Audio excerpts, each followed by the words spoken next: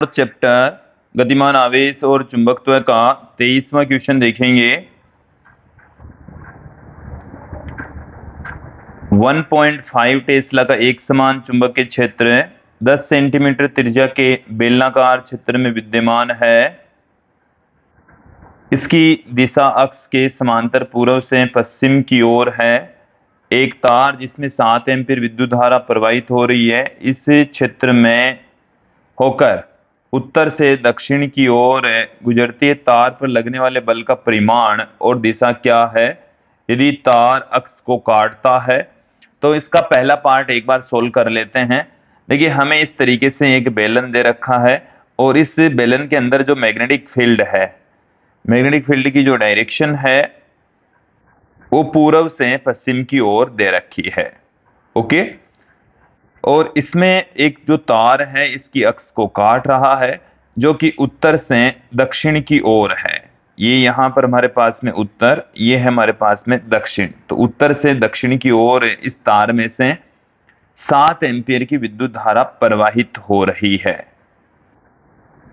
Okay, तो यहां पर इस तार पर लगने वाले बल का परिमाण हमें ज्ञात करना है कि तार पर कितना बल लग रहा है और उसकी डायरेक्शन क्या है।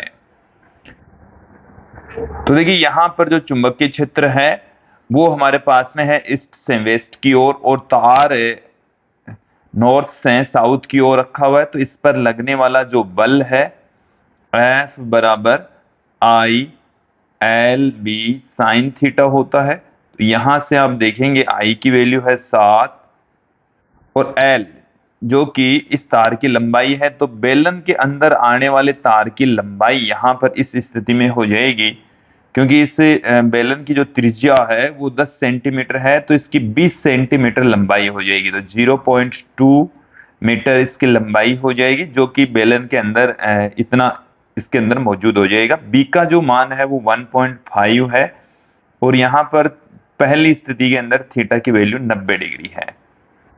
तो जब यहां से हम कैलकुलेट करेंगे तो 7 इंटू 0.30 इंटू 1 ये 2.1 न्यूटन आ जाएगा। बी पार्ट में देखिए क्या कहा गया है कि तार NS दिशा से घुमाकर उत्तर पूर्व और दक्षिण पश्चिम दिशा में कर दिया जाए। देखो यहां पर जो वर्ड है उत्तर पूर्व, उत्तर, दक्षिण पश्चिम, दक्षिण पश्चिम कर दिया जाए। तो ये हमारे पास में है उत्तर पूर्व ये वाली डायरेक्शन और ये हमारे पास में है दक्षिण पश्चिम। तो यहां से कर देंगे तो इस बेलन के अंदर आने वाले जो तार है उसकी लंबाई में वृद्धि हो जाएगी। तार की लंबाई में कितनी वृद्धि हो जाएगी वो एक बार क्लियर कर लेते हैं। इस तार की जो लंबाई है, चलिए इसको हम नाम दे देते हैं ए डैश। ए डैश कितना है वो एक बार क्लियर कर लीजिए। देखिए ये यहां पर आप एक बार इसकी ओ से ए तक की डिस्टेंस ज्ञात कर लेंगे। ओ ए एक बार ज्ञात कर लेते हैं। तो देखिए यहां पर ओ ए ज्ञात करने के लिए या ओ डैश ज्ञात करने के लिए देखिए एल हमें पता है तो लंब बट्टे है यहां पर आ जाएगा आधार बट्टे में कर्ण जो कि कोस थीटा होता है। ठीक है, बट्टे में तो आधार यहां पर कर्ण हो जाएगा। चलिए इसको क्लियर कर लें। कोस थीटा बराबर ही मैं पुट करता हूं, कोस थीटा बराबर आधार बट्टे में कर्ण। तो यहां पर कोस 45 डिग्री बराबर आधार तो हमारे पास में है L और कर्ण हमारे पास में है ओ ए डैश। तो L की जो वैल्यू है हमारे को चाहिए ओ ए डैश, तो ये हो गया L बट्टे में कोस 45, L बट्टे में कोस 45। तो इसका दुगुना हो जाएगा।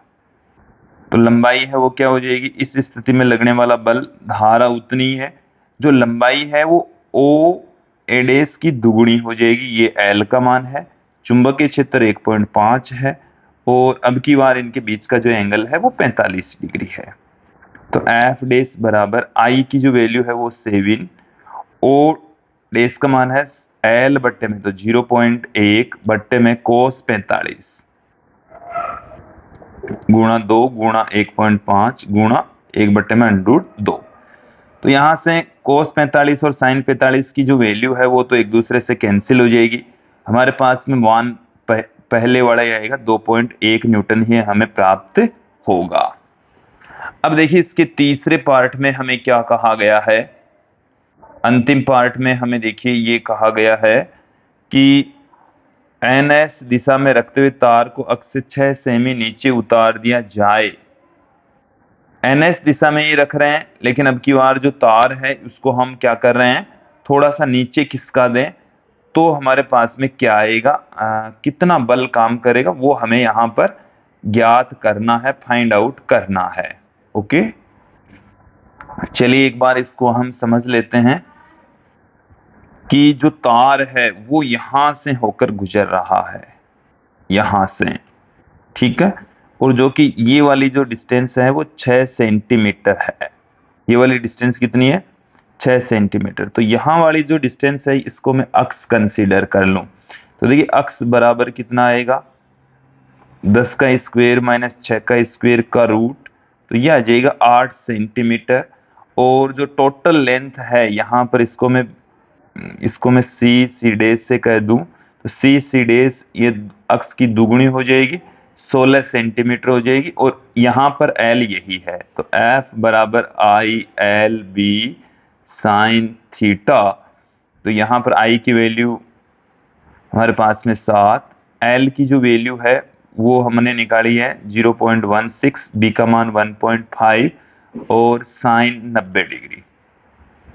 तो यहां से जब हम कैलकुलेट करेंगे तो हमारे को मिल जाएगा 0.24, और जब यहां से हम कैलकुलेट करेंगे तो हमें इसका फाइनल आंसर प्राप्त हो जाएगा। क्लियर, 1.68 न्यूटन हमें प्राप्त हो जाएगा।